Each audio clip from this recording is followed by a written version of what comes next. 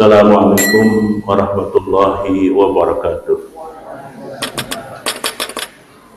Alhamdulillahillazi khalaqal mauta wal hayata liyabluwakum ayyukum ahsanu amala.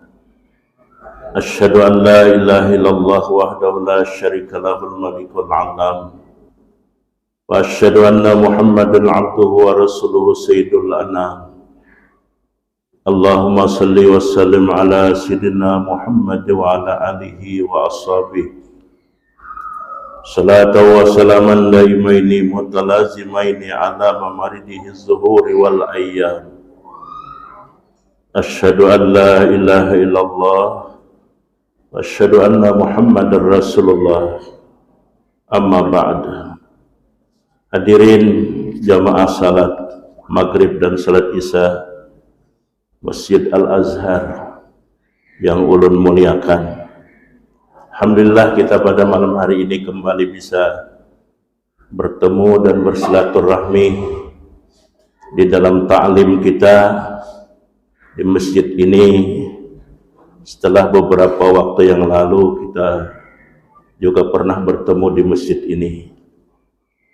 Hadirin bapak-bapak, ibu-ibu yang dirahmati Allah, kita kurang lebih setengah bulan yang lalu sudah melaksanakan ibadah Ramadan, puasa Ramadan dengan serangkaian ibadah-ibadah lainnya.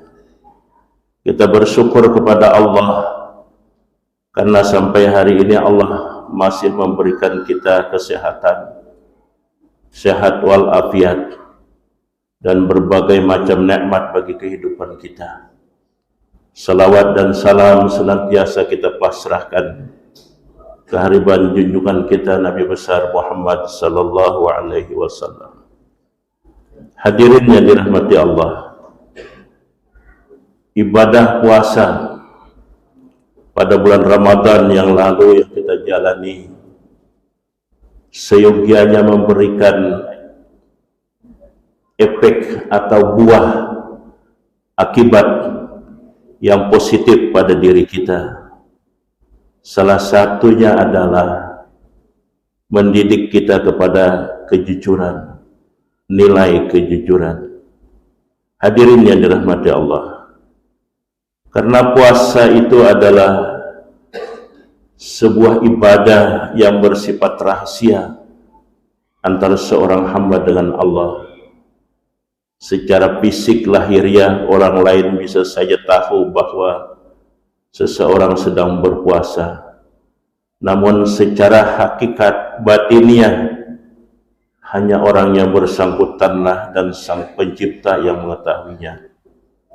Karena sifat ibadah puasa yang rahasia dengan daya lekat dimensi vertikal yang sangat dominan, hablum minallah, maka puasa memberikan pelajaran moral dan hikmah tentang kejujuran atau integritas.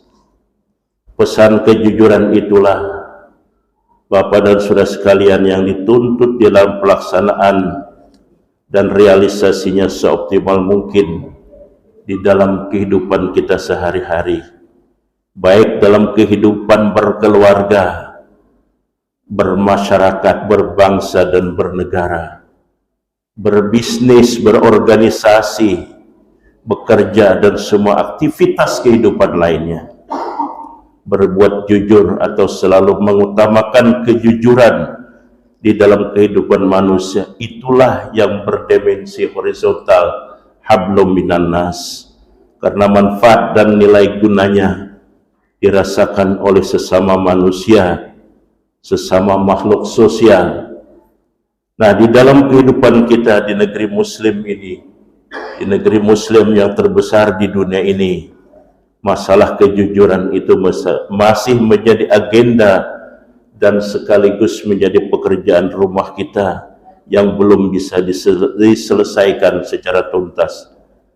Ketidakjujuran masih menjadi penyakit sikap mental yang menjangkiti sendi-sendi kehidupan kita di negeri ini. Mulai dari persoalan politik, panggung bisnis atau sektor bisnis, dunia pendidikan, area organisasi, wilayah keberagamaan kita, bahkan kehidupan publik dan sebagainya masih bermasalah dengan yang namanya kejujuran. Mari kita renungkan Bapak dan Saudara sekalian, apa namanya kalau bukan ketidakjujuran? Jika korupsi, kolusi, manipulasi masih merajalela di instansi-instansi pemerintahan dan lembaga bahkan legislatif sekalipun.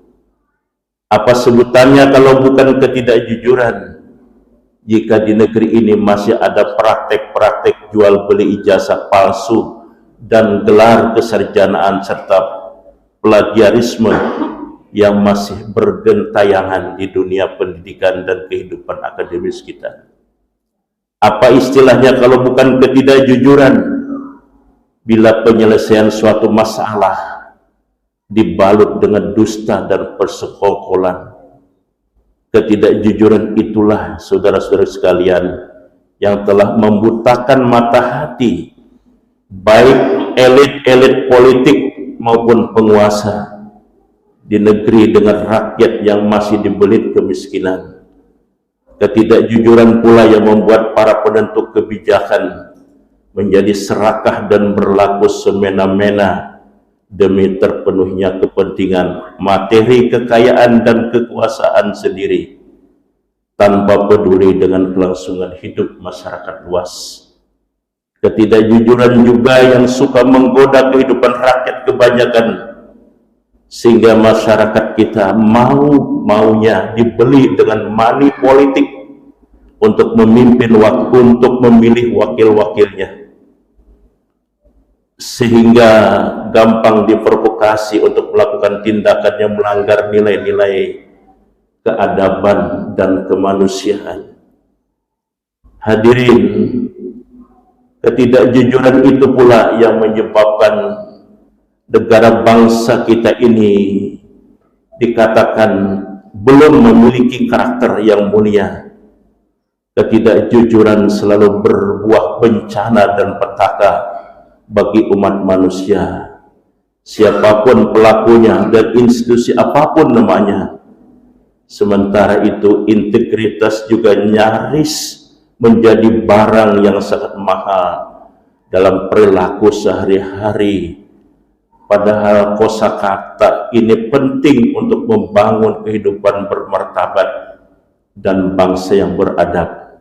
Tidak ada bangsa yang maju di dunia ini tanpa kejujuran.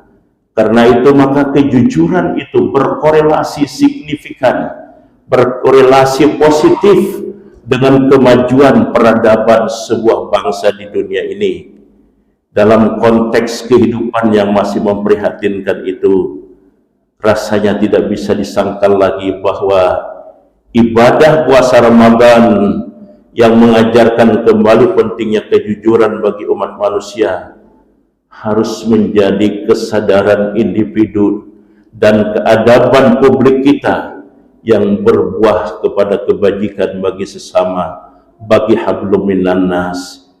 Inilah antara lain hikmah Ramadan, berupaya untuk menanamkan kejujuran kepada diri kita, kepada masyarakat kita, yang perlu diambil dan dibuktikan di dalam kehidupan kita sehari-hari untuk kemaslahatan hidup kita di dunia dan tentu saja keselamatan kita di akhirat nanti. Hadirin yang dirahmati Allah, junjungan kita Nabi besar Muhammad sallallahu alaihi wasallam itu sebenarnya sudah mewartakan dengan terang dalam salah satu sabda beliau yang artinya, sesungguhnya kejujuran itu menunjukkan kebajikan dan kebajikan menunjukkan jalan ke surga. Seseorang yang terus-menerus berlaku jujur hingga dia menjiwai kejujuran itu, maka ditetapkanlah di sisi Allah sebagai seorang yang jujur. Sesungguhnya dusta itu menunjukkan kekejian, dan kekejian itu menunjukkan jalan ke neraka. Seseorang yang terus-menerus dusta hingga menjiwainya, maka ditetapkan di sisi Allah sebagai ahli dusta. Hadis muttafaqun alaih. Hadirin yang dirahmati Allah. Jadi yang pertama yang harus kita peroleh nilai dari ibadah puasa kita adalah nilai kejujuran. Karena kejujuran itu teramat penting bagi kita. Tanpa kejujuran maka tidak akan tegak sebuah kehidupan sosial yang baik, kehidupan sosial yang berkeadaban. Hadirin yang dirahmati Allah. Makanya puasa kita itu seyogianya berbuah kepada kejujuran dan akan mampu kita terapkan, kita laksanakan untuk 11 bulan ke depan ini. Nilai-nilai kejujuran menjadi sangat penting di semua lini kehidupan kita, baik yang namanya keluarga atau yang namanya masyarakat, bahkan bangsa dan negara kita. Kalau tidak ada kejujuran, kecurangan yang terjadi, maka bangsa tersebut insya Allah tidak berkah. Hadirin yang dirahmati Allah, kita ini adalah manusia yang senantiasa dihadapkan dengan persoalan-persoalan kehidupan kita, persoalan dalam kehidupan bermasyarakat, berkeluarga, berbangsa, dan bernegara. Karena itu maka sendi kejujuran ini penting untuk kita tanamkan kepada anak-anak kita. Anak-anak kita memerlukan nilai-nilai kejujuran untuk menapak kehidupan yang akan datang. Hadirin yang dirahmati Allah, karena itu maka di suatu kesempatan di sebuah universitas, yakni di Moritz College House, Georgia, seorang profesor yang bernama Benjamin Mais pernah mengatakan, kita memiliki orang-orang terdidik yang jauh lebih banyak sepanjang sejarah kita. Kita juga memiliki lulusan-lulusan perguruan tinggi yang banyak setiap tahunnya. Namun kemanusiaan kita adalah kemanusiaan yang berpenyakit. Bukan pengetahuan sebenarnya yang lebih kita butuhkan. Kita memiliki sudah banyak pengetahuan, kata Benjamin Mais.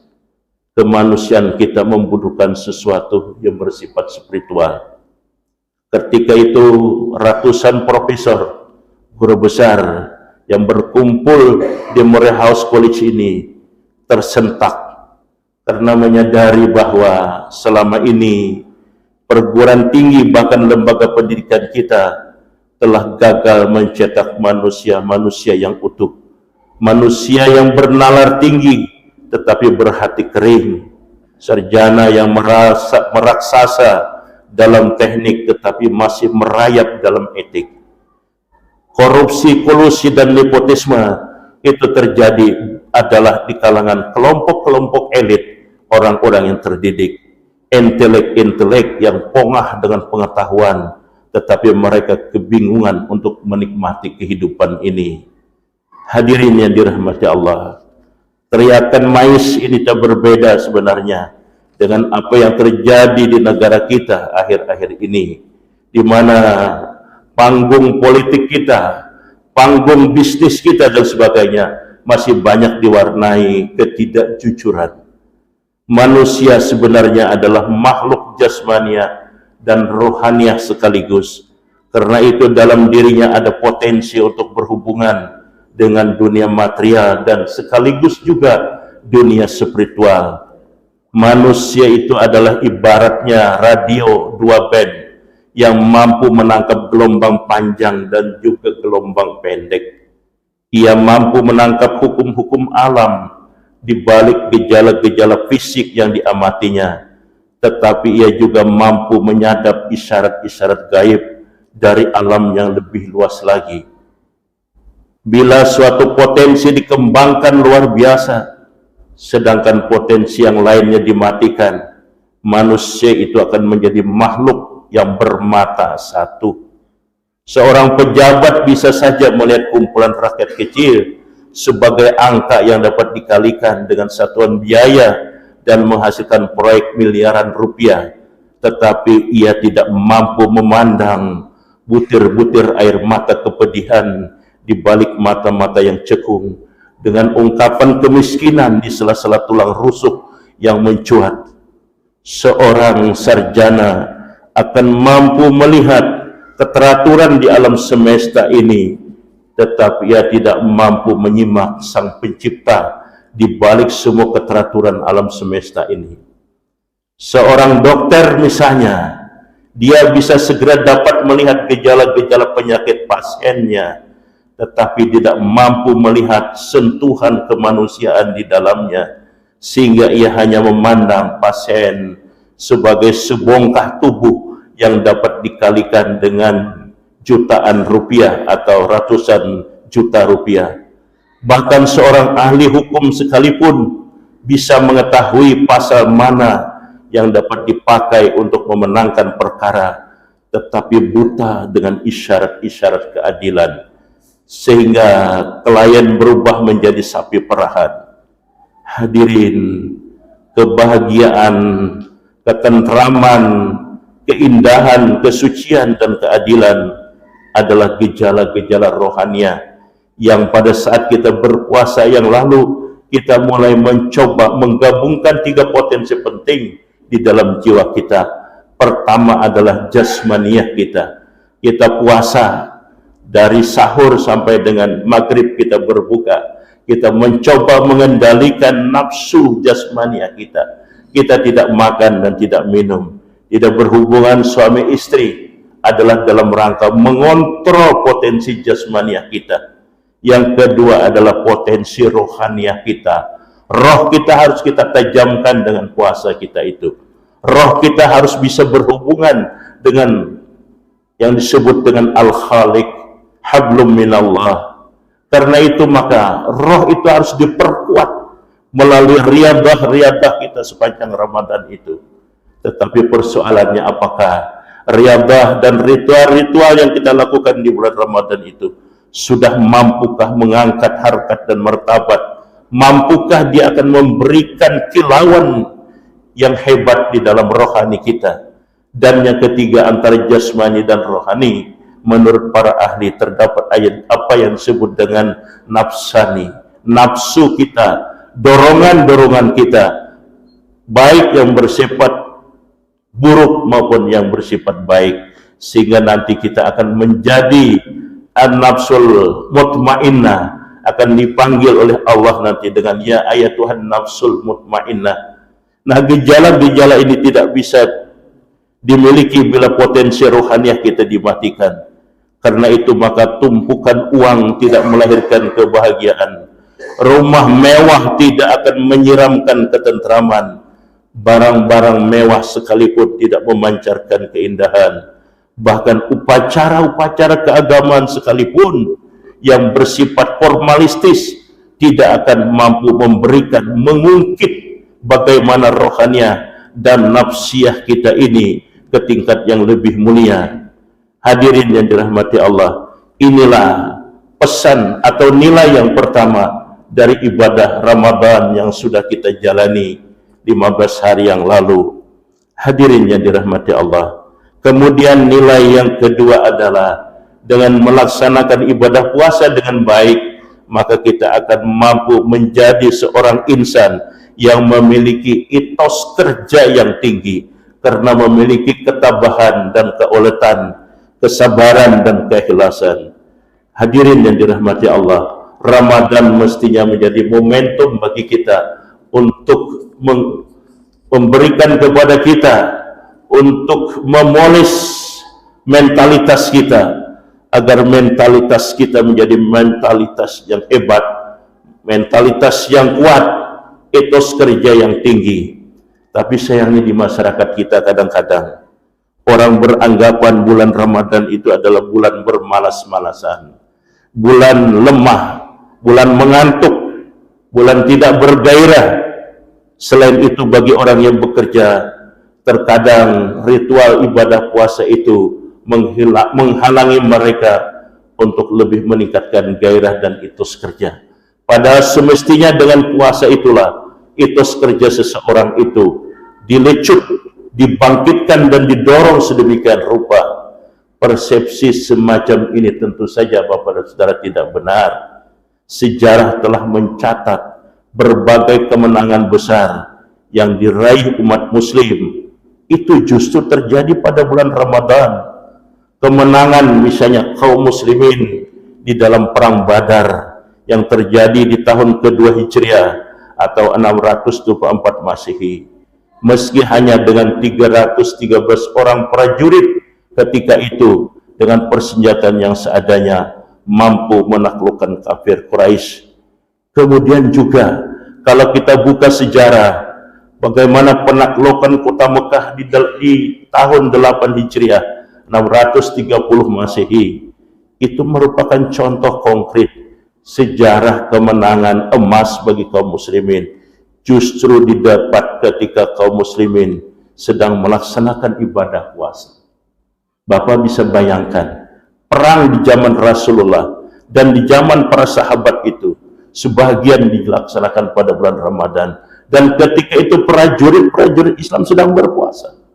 Tidak ada satu teori militer pun yang mampu bagaimana menghitung, mengkalkulasi orang yang sedang berpuasa bisa menang di medan perang. Kita bayangkan medan perang pada waktu itu begitu dahsyat dan hebatnya.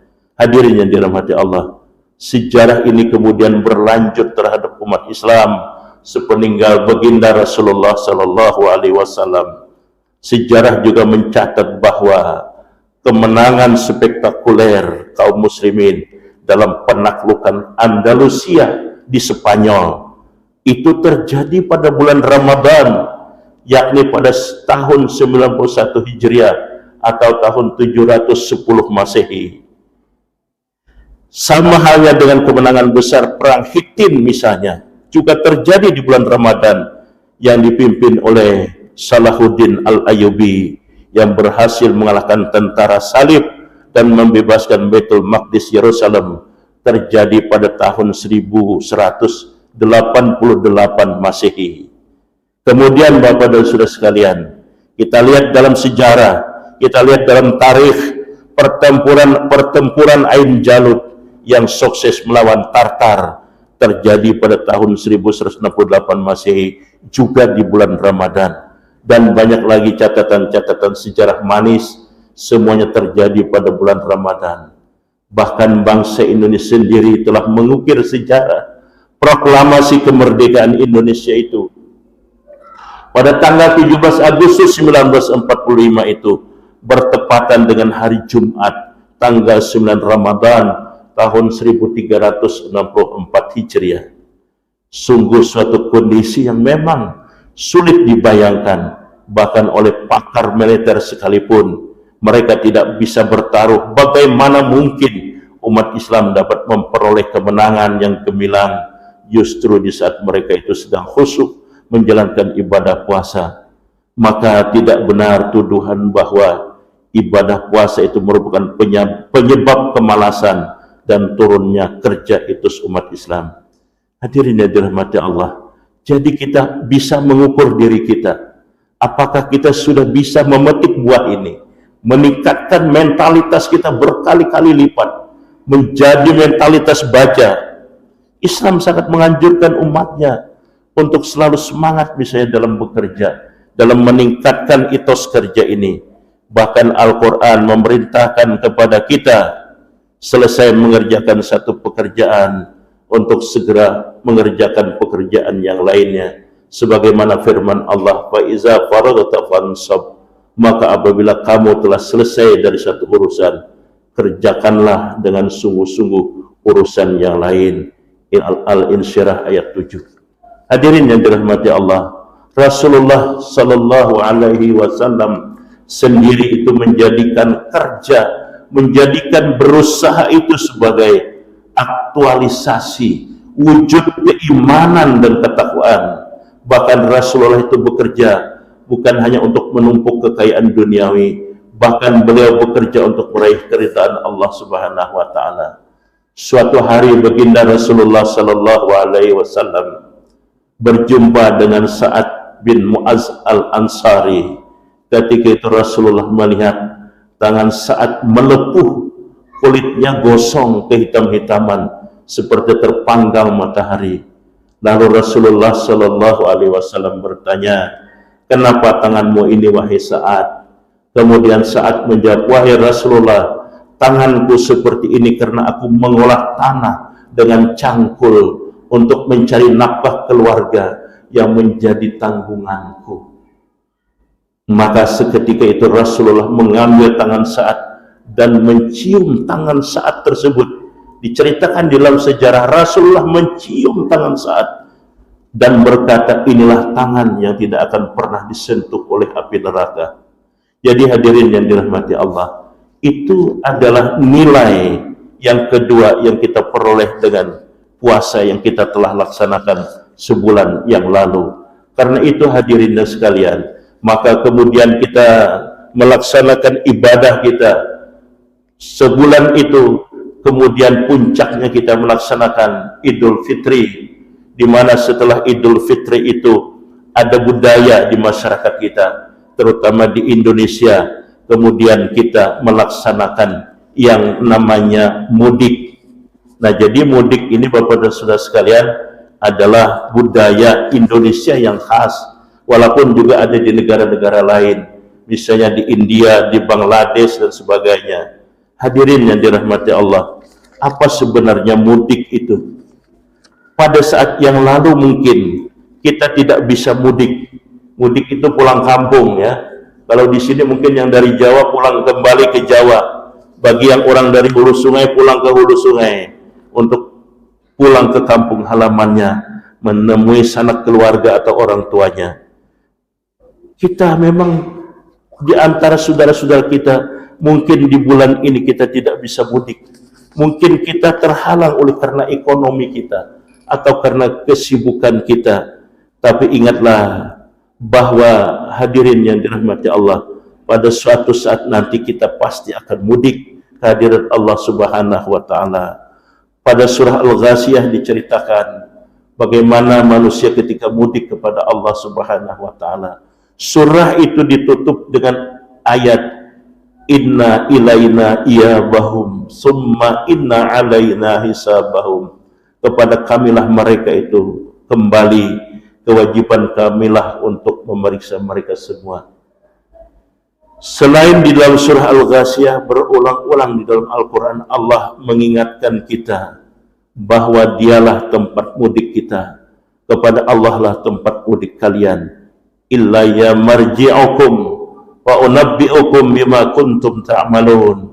Kalimat seperti ini Bapak dan Saudara sekalian sampai disebut 16 kali di dalam Al-Quran. Hadirin yang dirahmati Allah, setiap saat kita nanti ketika maut menjemput kita, seperti telah menjemput mungkin saudara-saudara kita, teman dan sahabat kita, mungkin ada di masjid kita ini. Kita pada suatu saat nanti harus pergi dengan terpaksa, punya bekal ataupun tidak, kita akan menempuh perjalanan panjang dan mengerikan. Karena itu Imam Ali Zainal Abidin, cucu baginda Rasulullah Sallallahu Alaihi Wasallam, mengatakan ada 3 nanti stasiun yang akan kita lalui ketika kita mudik hadirat Allah nanti. Pertama adalah saat ketika ia harus menyaksikan malaikat maut memisahkan diri kita ini dengan roh kita. Sungguh itu peristiwa yang luar biasa. Ketika roh akan keluar dari jasad kita ini, maka itu peristiwa pertama, stasiun pertama yang kita lalui. Yang kedua adalah saat kita bangun dari kubur, dibangkitkan nanti kita dikubur. Saat kita dikubur itulah kita juga akan mendapatkan apakah kenikmatan yang kita peroleh ataukah justru nanti hukumannya akan kita hadapi. Dan ketiga, saat kita berdiri di hadapan Allah Subhanahu wa taala, tidak jelas kita apakah kita akan masuk surga ataukah kita akan masuk neraka nanti. Itulah perjalanan mudik kita. Stasiun pertama adalah stasiun kematian. Saat di mana malaikat maut menjemput kita, pada saat itu kita akan dihadapkan kepada kekayaan kita, kepada harta benda kita, dan kita pun berkata, demi Allah, dahulu aku mengumpulkan kamu dengan rakus dan pelit. Sekarang apa yang akan kamu berikan dalam perjalananku yang terakhir ini? Harta itu pun nanti dengan izin Allah akan menjawab pendek, khuz minni kafanak, ambillah dariku kain kafanmu. Hadirin yang dirahmati Allah, inilah perjalanan yang pertama nanti kita. Karena itu hadirin yang sekalian, tidak ada cara lain menghadapi kematian itu kecuali dengan amal saleh. Karena itulah maka puasa Ramadan dengan sejumlah aktivitas ibadah yang lainnya adalah merupakan kesempatan, momentum bagi kita pada bulan yang lalu itu, dan semoga ini akan terus memberikan buah kebajikan kepada kita. Hadirin yang dirahmati Allah, jasmani atau tubuh kita ini memang berasal dari tanah. Selanjutnya manusia itu juga memenuhi keperluan hidupnya, pada dasarnya juga berasal dari tanah.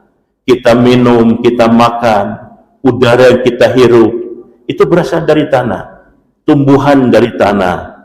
Dengan inilah manusia dapat hidup, dapat bekerja, dan dapat melaksanakan berbagai aktivitas dalam kehidupan kita sehari-hari ini. Namun jangan pernah lupa saudara-saudaraku sekalian, dan jangan pernah kita lupa sekalipun bahwa hidup kita ini akan berakhir dengan kematian. Itulah nanti yang sebenarnya mudik ke kampung halaman kita, ke kampung halaman yang abadi. Dan inilah sebenarnya hakikat awal kehidupan, yakni kehidupan yang abadi tanpa berakhir di akhirat kelak. Karena tidak ada akhirnya Pak ini. Ini tidak ada akhirnya, di dunia berakhir. Angka statistik hari ini menunjukkan kurang lebih 71 tahun angka harapan hidup orang Kalimantan Selatan. Oleh hari ini tidak begitu tinggi juga, di tengah-tengah. Yang paling rendah itu Hulu Sungai Utara. Yang tertinggi itu kurang lebih 72 tahun angka harapan hidup itu orang Banjarbaru. Angka tinggi orang Banjarbaru. Nah, jadi artinya kita sudah berkaca ini.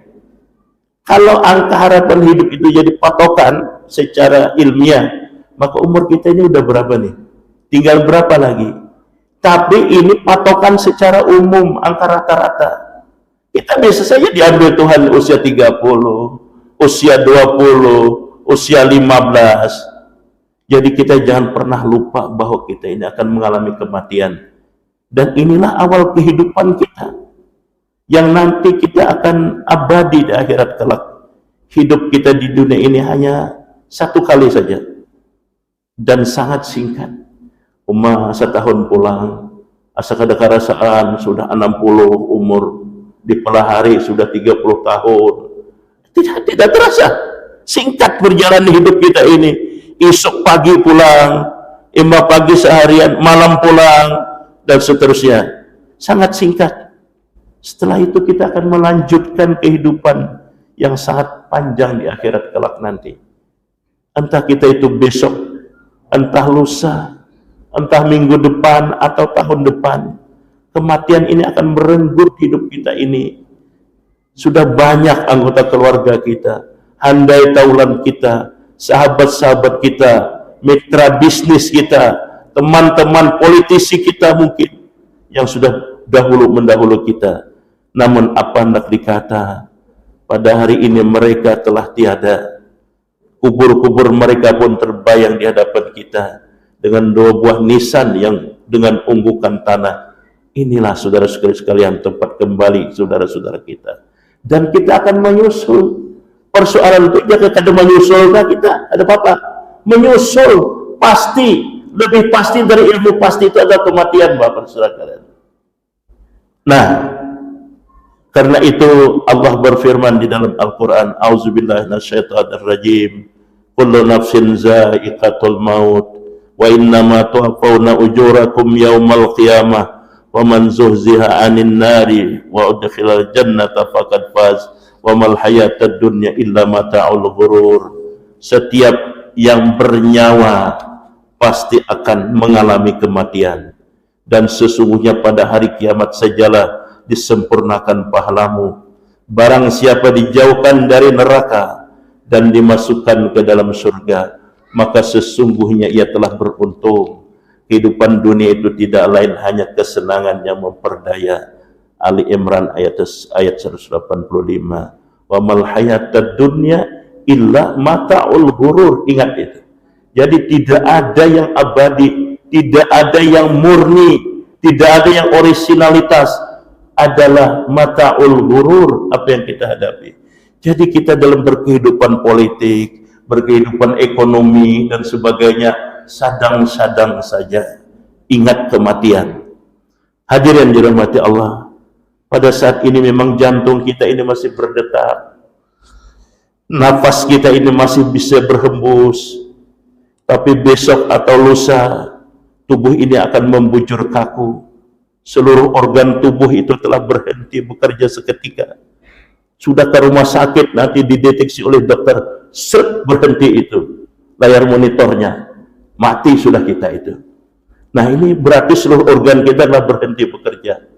Kemudian sanak dan pemini, handai taulan kita yang setia, bercampur cemas duduk sambil mengelilingi kita, mengelilingi sekujur tubuh kita sambil membaca ayat Al-Quran, maka kematian pun telah tiba.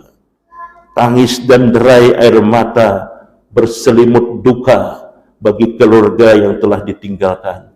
Seluruh anggota keluarga dan tetangga pun berkabung. Lalu pemberitahuan akan kematian kita pun dikumandangkan di Masjid Al-Azhar komplek ini. Inna lillahi wa inna ilaihi raji'un. Inna lillahi wa inna ilaihi raji'un. Inna lillahi wa inna ilaihi raji'un. Bayangkan kalau itu diri kita. Nah, itu pasti kita akan hadapi, akan kita temui. Nah, satu helai kain hijau digantung di muka rumah kita. Orang pada sibuk mencari kursi, bangku, dan sebagainya, mencarikan tanduan, dan sebagainya, pemandian, dan sebagainya. Bayangkan itu diri kita nanti. Di komplek ini, di Masjid Al-Azhar ini kita disalatkan nanti. Nah, besok hari atau petang harinya, jasad kaku ini dimandikan tanpa daya, dibungkus dengan kain kafan, dan disalatkan.